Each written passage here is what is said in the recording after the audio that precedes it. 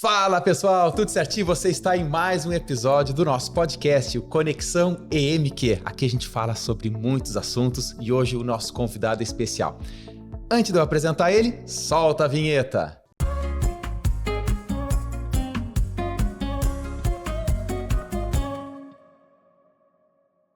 Pessoal, estamos aqui com o Luiz Carlos Rodrigues, que é consultor pedagógico e professor de História da plataforma SAS de Educação. O Luiz, eu vou deixar para ele se apresentar melhor. A gente vai falar aqui do SAS e vamos falar também de História e Humanas para a prova do Enem, que é muito importante. Então hoje o assunto é bastante interessante e muito vasto. Luiz, muito obrigado por ter aceitado o convite. Imagina, é um prazer estar aqui com vocês, Mário Quintana. Por favor, fale um pouco mais sobre a sua formação, que eu sei que é uma formação muito extensa. Basicamente, sou professor de História, né?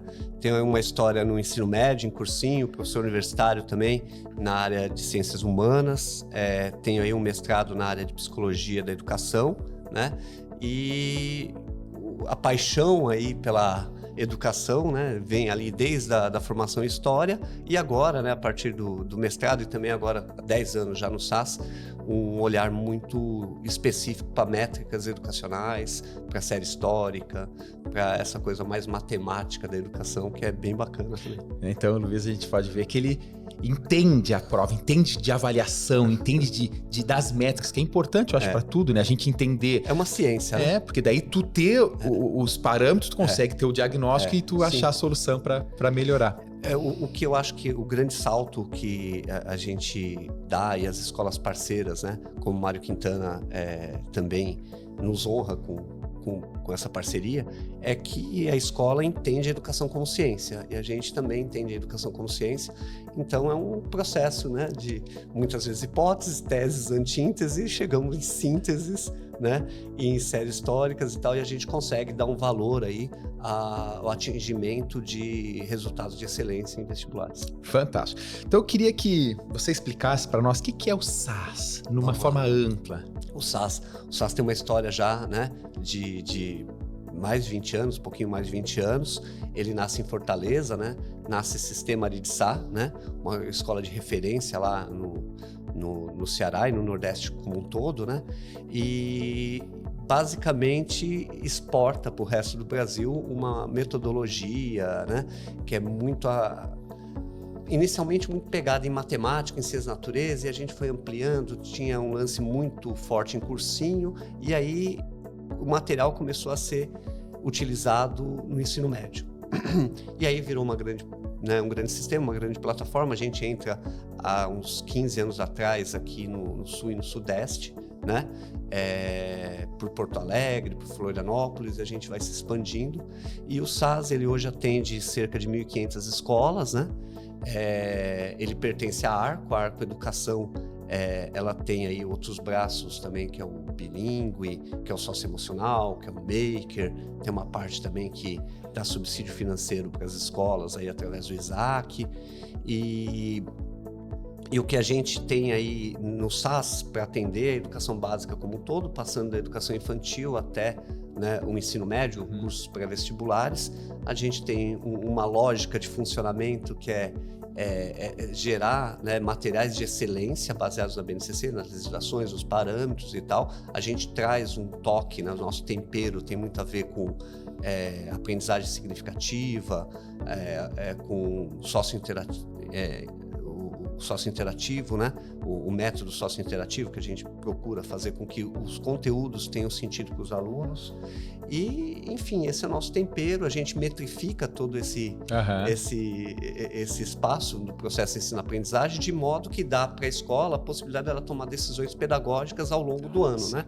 Então, ela olha ali, determinados conteúdos ou determinados processos de ensino-aprendizagem, eles são evidenciados ali nas avaliações, e a partir dessa evidência, né? Aí voltando ao teor científico da coisa, a partir dessa evidência, a gente subsidia aí os coordenadores, professores a tomarem as melhores decisões e consertar aí, como se fosse um exame médico, né? Faz aquele exame de sangue, colesterol, então atende todos os segmentos, assim, todos atualmente. Os segmentos. Educação infantil, anos iniciais. Consegue se adaptar à escola. Sim. De repente uma escola tem uma necessidade que a outra não tem. Porque olha só que interessante, né? Começa em Fortaleza. estamos aqui em Pelotas. Então, são muitas cidades, é interessantíssimo. Isso eu conheço, tá? O material, acho o material muito rico, material bastante aprofundado e bem legal. Então, se adapta às necessidades da escola? Se adapta às necessidades da escola, pode ser bimestral, semestral, trimestral, enfim. O calendário e a identidade da escola a gente sempre é preservado, né, obviamente, e o material ele tem aí essa adaptabilidade, né?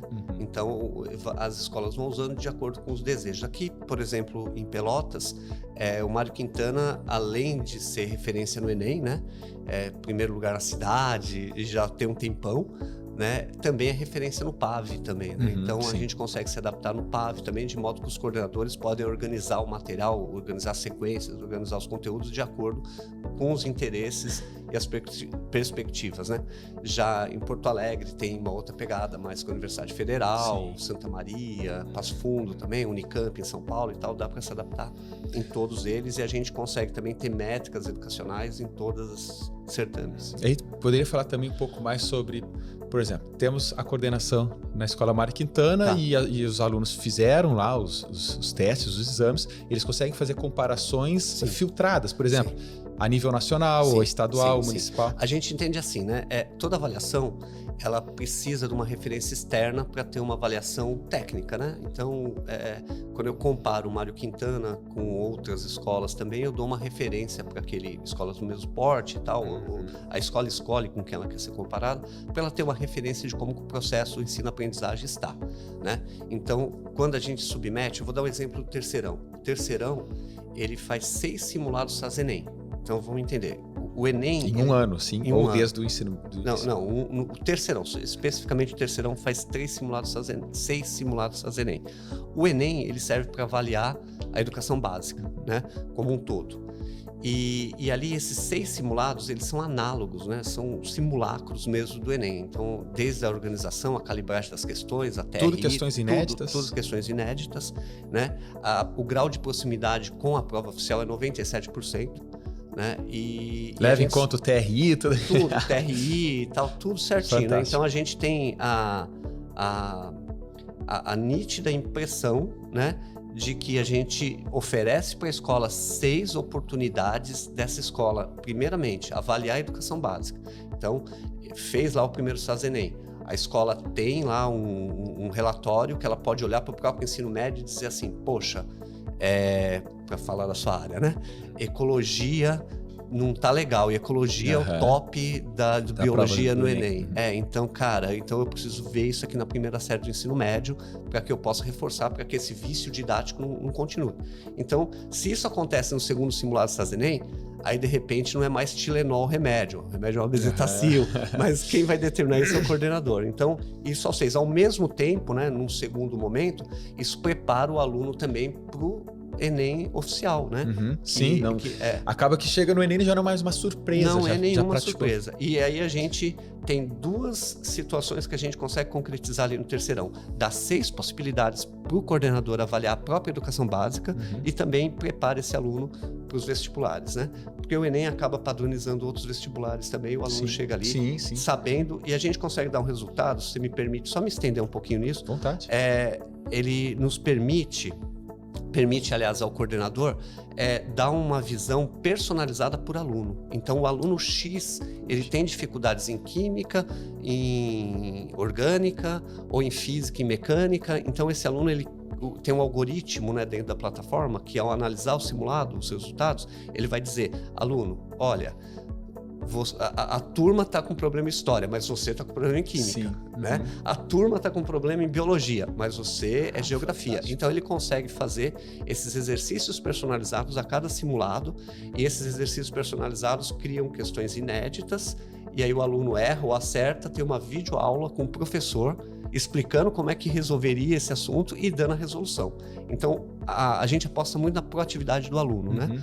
E então essa proatividade do aluno faz com que ele fique fera e nos causa uma certa inveja também, porque quando a gente estudava não era assim. Não tinha, porque um dos grandes desafios, né? Imagina, sou professor também, né? Então a gente tem uma turma, às vezes com 30 alunos, 40 alunos, E tu vê, poxa, os alunos não foram tão bem nessa prova, mas o que o Luiz fala aqui é tu ter o diagnóstico automatizado, né, nesses simulados, de um aluno específico. De repente, a turma inteira, como ele diz, tá indo bem num conteúdo ou mal num conteúdo, e ele tá ao contrário. Então dá para fazer esse atendimento. Dá sim. E a gente faz na primeira e na segunda série também. A gente tem simulados Enems recortados para os conteúdos pertinentes da primeira e segunda série, e tem avaliações que a gente chama de sistemática, né? Uma fechando o primeiro semestre para a primeira série, segunda série, e outra fechando o segundo semestre para essas duas séries também. No fundamental também a gente tem 3 avaliações sistemáticas com essa mesma característica, né? Todas elas geram comparações externas, geram inferências, geram possibilidades pontuais para os coordenadores fazerem interferências, né, das aprendizagens essenciais, e também dá esse relatório personalizado por aluno.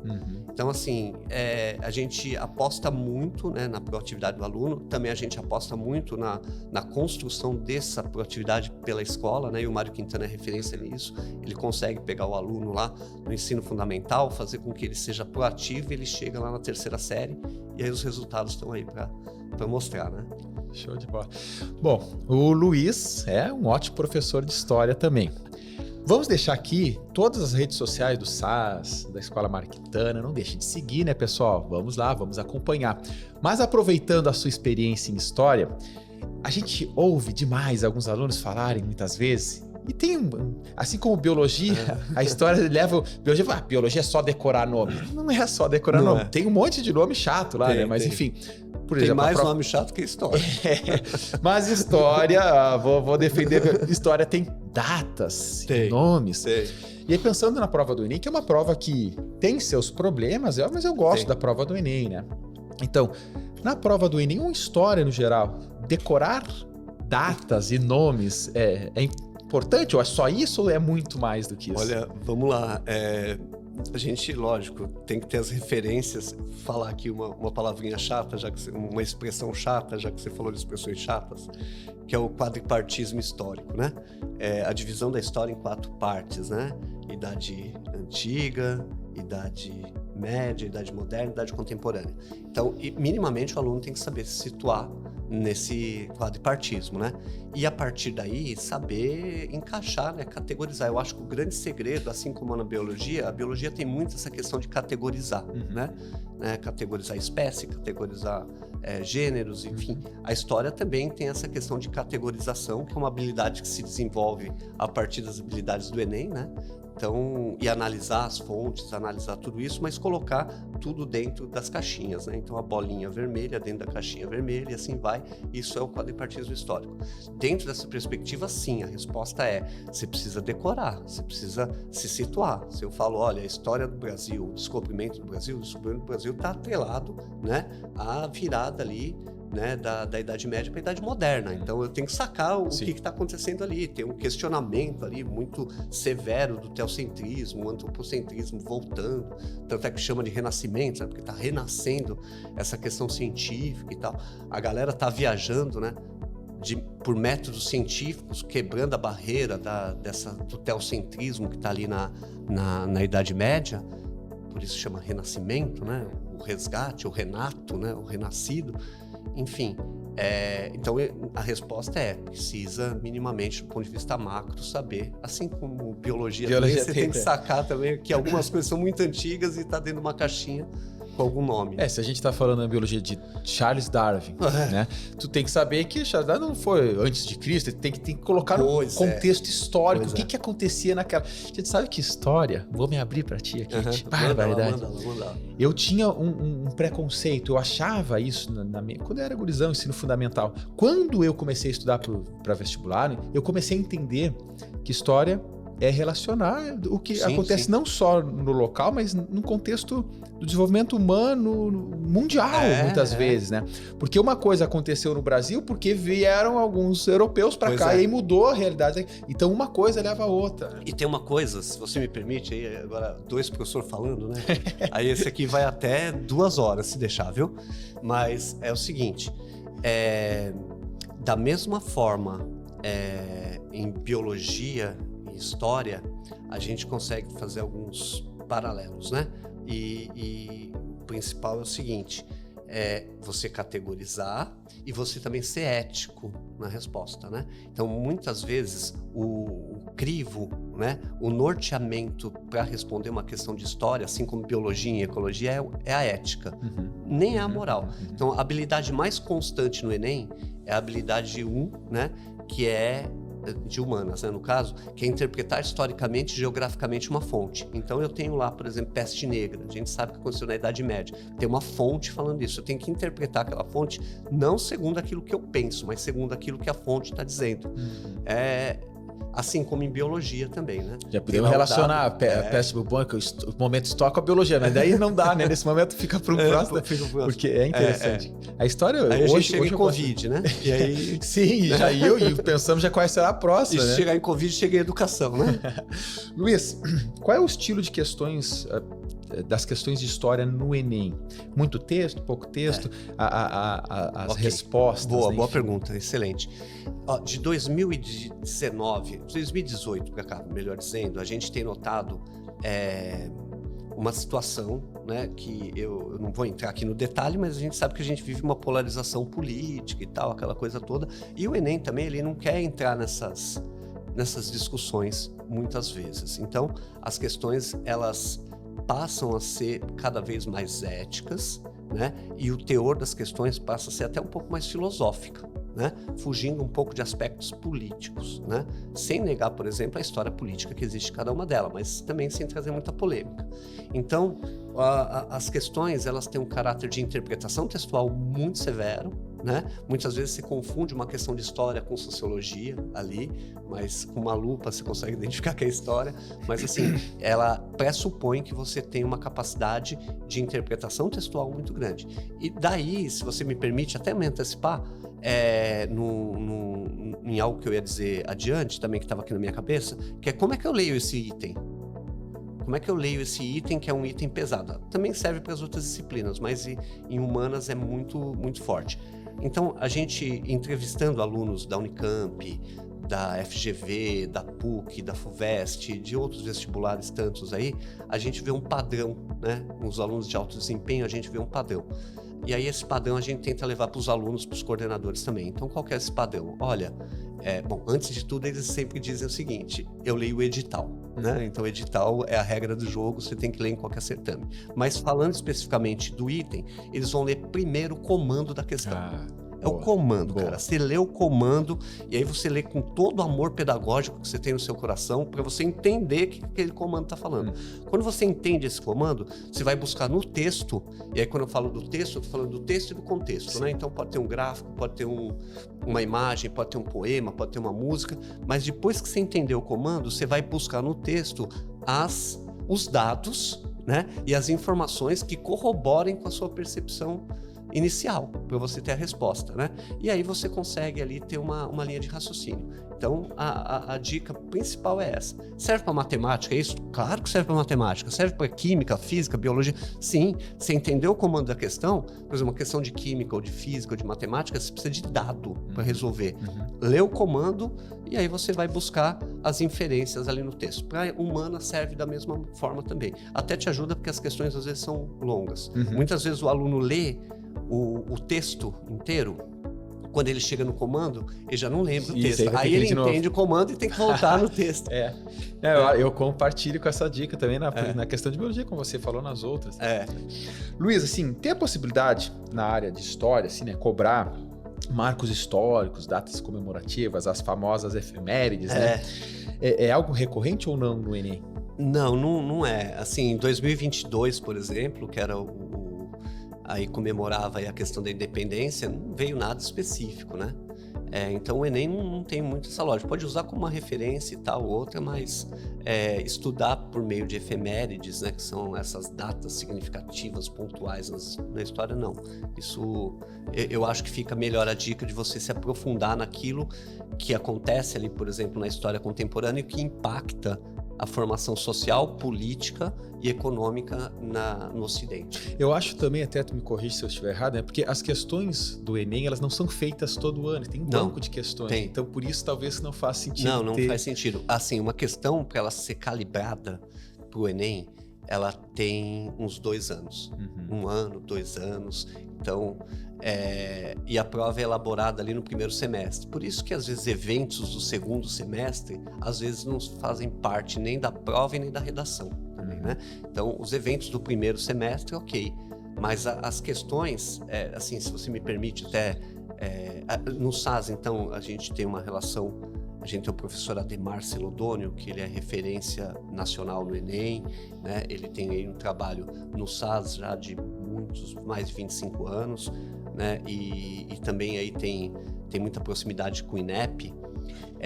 Ele traz essa situação e coloca de uma forma muito bacana para a gente acaba absorvendo isso, né? Que essas questões todas, elas têm que respeitar uma lógica de construção coerente, né? Senão, então, como é que elas são feitas? Um exemplo aleatório, né? Então, o INEP vai chegar no Mário Quintana, vai chegar aqui, vai entregar para você essa questão de biologia, falar, ó, aplica na sua turma essas questões, aplica para as meninas, aplica para os meninos, aplica para os meninos e para as meninas que moram na Zona Sul, aplica para os meninos e para as meninas que moram na Zona Norte, vai categorizando e colocando lá a mesma questão. Aí esses alunos respondem, o pessoal do MEC pega a questão, aí você como professor vai falar, e aí, como é que eles foram? O INEP vai dizer, ó, não lhe interessa, professor. E aí vai colocar lá numa caixinha, né? E vai fazer uma métrica e dizer, olha, tais condições, tais categorias, entender essa questão como fácil, médio, difícil, ele vai colocando em caixinhas. Isso vai ser usado 2 anos depois. Então, é um calibre, né, para poder montar a TRI. Então, as questões, elas, talvez por isso, acho que é muito bem colocado por você, não vai bater com efemérides, efetivamente. O papo tá muito bom, mas se deixar 2 professores aqui, a gente vai ter que fazer 3 vezes esse tempo. Pessoal, não se esqueçam de nos seguir nas redes sociais. Quero agradecer aqui o Luiz pelo excelente bate-papo. Por prazer. Também as redes sociais do Luiz estarão aqui embaixo. Vamos nos acompanhar, estamos juntos, pessoal. E esse foi mais um episódio de Conexão MQ. Estamos juntos, um grande abraço e até o próximo. Tchau, tchau. Valeu!